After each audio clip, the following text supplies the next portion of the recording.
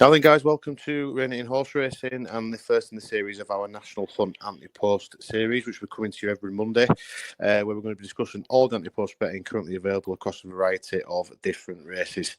You've got myself, Bo, Jack, with you every week, then with the occasional input from James as and when he can be bothered. I'm sure he'll be able to give some good insights as well. But what we're going to be doing is we're going to be looking at everything in this series from Welsh Grand Nationals, the Christmas periods, the DRF, all the way to the Spring Festivals, as and when something comes onto our radar.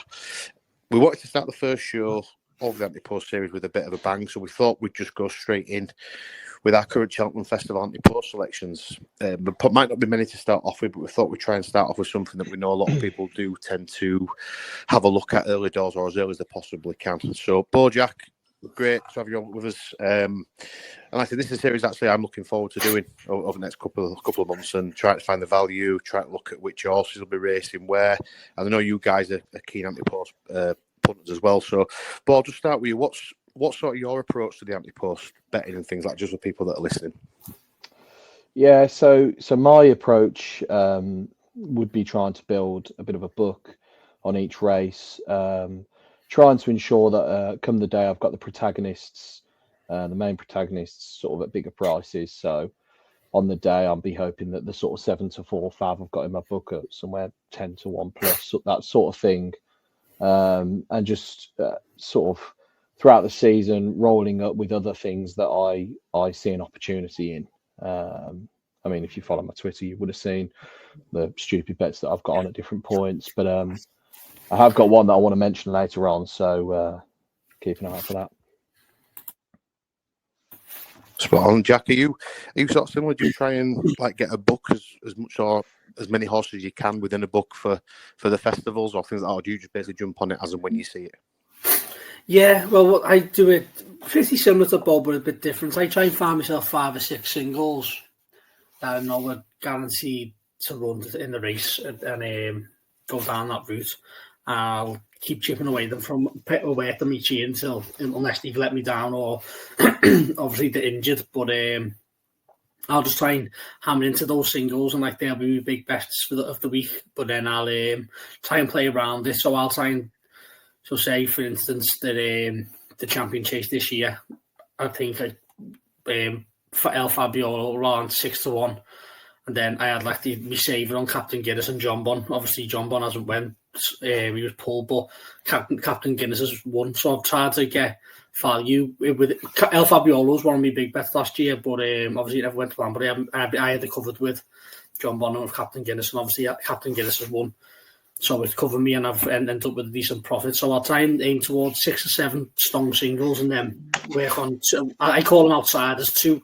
They might not be outsiders. They could be 7 to 2 and 9 to 2. But I call them outsiders. There's like little savers that will give me a decent profit still if one to let me down. So I'll try and get a strong single on one and try and get 2 little outsiders on the race to try and bump the boost up a bit and try and earn some extra money. Yeah, the big thing that I always try and do, especially with the Cheltenham Festival, because that is realistically where most of the books are in Ante Post betting. I always try and find a horse that I know will definitely run in that particular race as the starting point for me. That's always the big one. And I think if you can do that, you're always on to a strong bet. Of course, also they've got to impress during the season, but I think you are normally halfway there. And I know it can be difficult, especially nowadays. A lot of trainers are a bit more coy than ever now in terms of letting you know where and when they're going to be going. But I think sometimes it's just I enjoy trying to map out the course of where horses are going to go and things like that. And I'm a bit similar to you, Jack, in terms of I'll try and get 4 or 5 really strong singles and try and follow him from the start all the way in, really. And then hopefully if you can get him on the day in that particular race, you're sort of halfway there. I remember with El Fabiolo back when he won the Arkle, and I'd sort of backed him in quite early all the way in. And if you can get a horse like that at a good price in a race like the Arkle, generally speaking, you've only got probably 3 or 4 horses to try and beat. And if you're of the sort inkling that you want to try and cover all bets, I don't particularly do that. But if that's what you want to do, you're in a really strong position to go and do it. So I was just gonna add to it. Over the last sort of couple of seasons, I've changed my approach slightly, and I've started to add like I call them like cornerstones of my Ante Post book. So, like this year, for example, I'd say my cornerstones were probably Constitution Hill, but I've said in the last pod that I cashed everything out. So, start of the season, he was one. Gaelic Warrior and the Ryanair was another one. So, see how that goes. Fat to File in the Gold Cup. There tends to be horses that are a bit shorter in price that I would chip away at over the sort of summer months. So, last year, El Fabiola was one, so we know how that went. But luckily, I was able to lay off on the sort of day. But yeah, it might not sound like it, but it's given me quite good results over the last couple of seasons, having them sort of anchors that you can chip away at that are a bit smaller at short prices. I think as well, if you can, see, I know it's not always as easy as it sounds now because things happen, horses get injured, but if you can go into a race with a decent price on a 5-4 favourite, 2-1, and you can have the second and third fav, that's it, let's say 8-12-1, or double the price it is now. It's double the price it'd be on the day. I think you've got half the battles. You're looking on one of the top three in the market to try and get the job done for you, and you can actually sit back and just relax instead of sweating on the one horse. And like what Bojo said there, you can have like a cornerstone horse that you chip away from all season. That's perfect if it wins, and then if you can try and find the dangers early on and try and get the value early on, then I can just sit back and watch the relax, being confident that at least one are going to win. Yeah, totally agree. And I think the biggest thing as well, which we've got to really stress, is any horses that we are putting up in this Ante Post series, for those that for whatever reason don't understand, you are running the risk that if you are putting your bets on and the horse doesn't run or gets injured, of course, obviously you are going to be losing your stake. Predominantly, unless it's obviously non-run and no bet. But the likelihood is that the horses that we put up will more than likely be without non-run and no bet anyway. So I just thought I'd mention that just to make sure everyone is fully aware. So, right, Jack, I think we've introduced that quite well. So we'll start off with yourself. Have you got any stands out at the minute in your Cheltenham portfolio? My first one, I mentioned briefly last week, Corbett's Cross with the Ryanair. I think looking at the price right now, 25-1. I've had a decent few bets on him so far already. I think looking at the Ryanair market, I think the field will cut apart. I think my main worry was I thought that Fat to File may be too keen for a Gold Cup. I'm pretty confident JP will want to send one to the Ryanair. He's currently 25-1. I just don't see why he's that price. I look at the field. Gaelic Warrior, sorry, Bob, but I don't think he'll turn off the Ryanair. I think he'll go to the Champion Chase. El Fabiolo could be a potential danger if he steps up and tip, but I'd like to see him over the tip first, see if he stayed. Splan's Tower, listen, he was just beat by Fat to Find the John Durham, but I'd like to see him come out and do it again. He looks with good potential, but I wouldn't be able to step on him just yet, especially 7-1. John Bond on the Champion Chase. Let Toms. I heard he was going down to King George. He's obviously been pulled and he's injured till the new year. So if he even turns up here or goes straight to 80, I'm not sure. But I don't think he likes Cheltenham anyway. I don't think he likes the hill. Mean obviously won today. 2 mile all over. He's going to go Champion Chase. Found to 50. I don't like him at all. I don't think he'd stand a chance in here at all. Can't really bite to him. Banbridge, obviously, I think he'd stand a solid chance, but he showed the ground dependent. You couldn't touch him Ante Post. And then you move on to the likes of Grey Dawn and Fat to File. You'll probably go the Gold Cup, the home press. Do you want me backing him? No. Fernie Hollow fell today. I don't know what how bad that is. I know he was okay, but you can't trust him. He's injured every single week. And then you get on to the likes of Envoy Allen, Corbett Cross, who were 25-1. And the two I've just mentioned there, Envoy Allen and Corbett Cross, are probably the two at the prices that I think is by far well worth the value. I think Envoy Allen stands a good chance, but he's just too old now. But all the horses I've just mentioned there, if they're not going elsewhere, I think Corbett Cross will be better than him anyway. He's won over 2.5 before. Apart from the time when he fell on a Fairy House in February, before he went and won at the National Hunt Chase. The only times he's now not finished in the first two is when he ran out in the Albert Bartlett and then fell in February at Fairy House. So he's a consistent horse. Listen, it wasn't the nicest debut back over at the fence for the season in October when he's beat by Artwood, but listen, he'll come on for the run. He was beat fair and square by Grange Clear West at the start of the season last year at Nice. and then went on to win 3-card brag, and then obviously went on to win a National Hunt Chase. I think he'll be prime for the Ryanair. I just think he's got a solid chance. I think 25-1. The field's going to at least cut in half.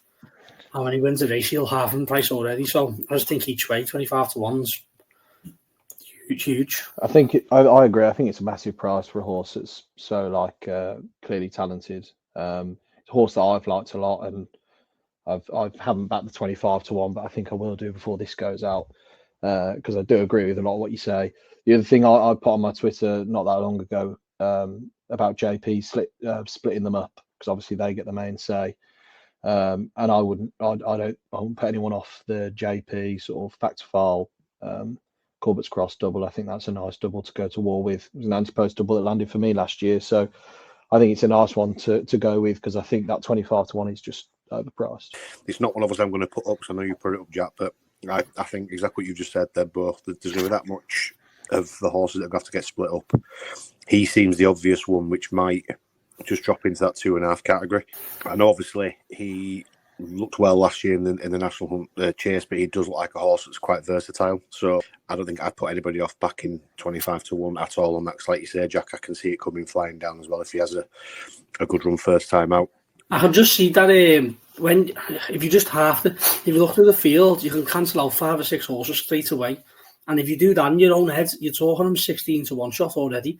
And the horse that in front of him in the market, he's better than anyway. The only worry is if Gaelic Warrior or El Fabiolo turn up. Don't think Gaelic Warrior will. If he does, he'll win. And El Fabiolo is just, I don't know if he'll stay or not. But the rest, I think he beat them over 2.5 miles. Then you go to the likes of Protectorat, who would beat today, and Envoy Allen. They're both too old. They're both too slow now. Like, we're talking about an up-and-comer who's a 7-year-old. He could go on and win 2 or 3. I really think he could come on and win 2 or 3 Ryanair's. It just depends on what novice herders come through the ranks until then. But I just think that once the field cuts apart, does look like a weak race, doesn't it? Yeah, once it cuts apart, you'll be kicking yourself if you don't back the 25-1, because he could be half the price by the time he next runs. Yeah, and not just that as well. I mean, I know Energumin came out and won today, and I really don't want to sort of put out your fireball, but I do think Gaelic Warrior will go down the 2-mile route this year, because I just don't think that Willie's got the ammunition to go and really have a go at it. So I'm really sorry, mate. I don't mean to step on the fire again. But on that note, listen, we'll come over to yourself, Bo. Have you got a minute to put forward? Well, firstly, just to address the Gaelic Warrior thing, I do agree that the campaign looks set out to be a 2-mile campaign. I'm not disputing that at all. The one thing I would just say is I don't see him as a 2-miler. I've never seen him as a 2-miler, and I think at some point he'll be beaten before Cheltenham, and therefore they'll have a bit of a headache on their hands of what they do with him. That was always the play with it. Anyway, irrelevant of that, because he's not my tip. So the first thing I just wanted to tip, because it's Christmas and it's a fun time of year, I was having a look at the Xmas No.1 markets the other day. Craig, I don't know why you think this is so funny. This is the bread and butter. I'm laughing because when we put this out now, I'm going to have to put a picture of George Michael and Andrew Ridgely out in front of it to say what we're trying to advertise. Yeah, you are. Number one. So anyway, back to the serious stuff. So I was looking through the Xmas No.1 market the other day, and it's pretty much a 2-horse race between Wham last Christmas and Band-Aid, who have done their 4th version, 40 years on from the first initial release. Now, I don't know if you knew this, but Wham last Christmas reached Xmas No.1 for the first time last year. So it had never actually been Xmas No.1, which I thought was pretty amazing. Anyway, it's evens at the moment, which I think is... Bo, sorry, mate. I'm really sorry to interrupt. You've got to be taking... Anybody's listening to the podcast, please don't turn it off, because this is genuine. This is a genuine Ante Post tip from Bo, so please don't turn it off. You've got to be taking please carry on, Bo. Well, at the start of the podcast, at the start of the podcast, Craig said Ante Post, we could tip whatever we like. So this is an Ante Post tip. They're evens at the moment anyway. I think if you listen to the Band-Aid song, it's crap. So it's definitely going to be Wham. Number 2 at the moment. So you take that and you stick it with your 25-1 on Corbett's Cross, and you got a 50-1 slip. There we go. That's pretty good. Well, when it comes in, anyway, I can't even argue with that. Like, I mean, I don't know how I'm supposed to follow on from that either. Have you listened to the Band-Aid song? I bet you haven't, have you? It's got Dizzy Rascalin rapping at the end. It's just shit. I'll stop you there, then that's fine. Exactly. Sorry, I don't know what happened there. You went to go run and put on Wham, didn't you? Christmas No.1 bet. I went to go and listen to it. Yeah, whatever pays the bills. Okay, so now I'll go for my serious one. So I've been kind of this is not just because he's running on Tuesday, but I've been thinking throughout the whole summer this is one of the best prices at the Cheltenham Festival this year. It's Dancing City and the Browns. Currently top price 10-1. 10-1 is available in quite a few bookies, so but maybe be nibbled in just before Tuesday. I just think he won. Sorry, let me start again. He won 3 Grade 1s last season over hurdles, and the form there I thought was pretty strong. He obviously didn't really fire at Cheltenham. I've seen a few people saying he's not a Cheltenham horse. I just think that the jukebox man out the front got one of them rides where everyone else was ridden to sleep and they all thought they'd pick him up and they couldn't quite get to him, and then Stella Story ended up just being able to grind him down. Personally, I think Dancing City was the best horse in that race, and if you watch it back, he was still galloping up to the line. Just all the other jockeys completely mistimed it. After that, he went and reversed the form anyway with the jukebox man at Aintree. I just think he looks like a proper stayer. All the reports are that he jumps a fence very well. You go back to his bumper form, and I mean, everybody knows about it. It's on Twitter, but he split Ballyburn and Slade Steel over 2 miles, which I think is the sign of a classy animal. So yeah, I just think 10-1. I think is a very solid price. It's being kept up by Ballyburn, who's just not going to go there, I don't think at all. And then Majborough's 8-1. I would definitely fancy Dancing City over Majborough. So yeah, I think 10-1 is a very fair price, and stick it with Wham. Oh, brilliant. Brilliant. Well, on to myself. I mentioned it on our pod the other day, and I'm just going to stick it on our Ante Post as well. Mickey Henderson has come out now and said that Constitution Hill's 100%. Obviously, we are trusting a lot of what he says. I don't think there's any reason to not think that way. And based on that, I think anybody who deals with a point system or anything like that in their sort of Cheltenham books or anything, I don't know how anybody can't put at least 1 point on Sergino for the Arkle. He's 8-1 at the minute best price. Now, obviously, this does come with its risks, 100%. But I do think that if Constitution Hill does come out at Christmas in the Christmas hurdle and runs in that, I don't think Sergino will run in the Christmas hurdle against him. The likelihood is that he probably will send him over fences. Nicky's also muted that as well already, saying that he might go over a fence on Boxing Day. And I won't be surprised at all if Constitution Hill was to run in the race against maybe quite a poor field. I don't think Lost Mouth will turn up if he does run, which then will probably mean that he should probably win it at a canter. The world will go into complete spiral. Constitution will probably go into even money for the champion hurdle. At the same meeting, if Sergino then come out and win his debut over fences, I think that 8-1 will probably come crashing down fairly quickly. They've still got State Man. Obviously, they've got Amsterdam as well in there. And like I say, you are gambling on Constitution Hill being fit and running his race. But I do still see Sergino going over fence. And I mentioned it on his pod the other day. When I looked through the Arkle picture at this moment in time, obviously you've got Ballyburn sat there at favourite at 9-4. He was impressive on his debut, but to me personally didn't look like an out-and-out 2-miler. Lloyd of Sud, listen, done nothing wrong. I can't really knock the horse. He then got in the pocket, Firefox, and then after that you've got a lot of horses that in my opinion will probably want further in trip rather than the 2-mile Arkle challenges that will face them at Cheltenham. Sergino shows obviously that he can handle 2 miles. It come out, obviously won the Fighting Fifth really well.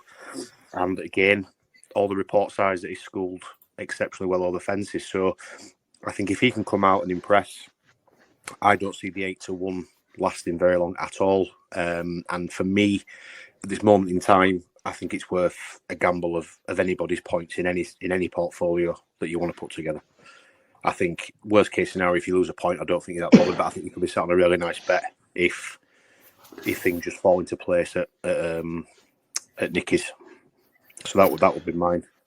The one thing I would say about that as well is, I know we touched on it briefly before. If you were that way inclined and you thought that was going to happen, the only way it's going to happen is if Constitution Hill is firing and is back to somewhat of his former self. So for me, it's an absolute no-brainer, just looking at it, to put the double on. The double's 44-1. I wouldn't say, like, I wouldn't tip it to anyone, but if that's what you were sort of the way you were thinking, I think it's just a must. Can I just say though, Bo, is even if people out there wanted to jump on the double at 44-1 for Constitution Hill to win the Champion Hurdle and Sir June from the Arkle, if anybody was to tell you that's a bad bet, I think they're just talking daft, because that to me is worth 1 point 100%, because it's very, very easy to see Constitution Hill coming back and at least running in the Champion Hurdle. And if he does do that, like you say, you're pretty much halfway there. So I won't put anybody past putting that double on, even if you think it might be a long shot. It's 44-1, but I mean, it's got to be worth a £5 or a £10 at least, because you'd be absolutely kicking yourself if they're both racing in those races come March, because you're probably looking at even money possibly for Constitution Hill, and depending on Watson's up against Sir Gino, he will also be quite prominent in the betting as well. Especially if you're backing on each way. Yeah. You probably have it covered if you're backed each way, like you're betting on it eternal.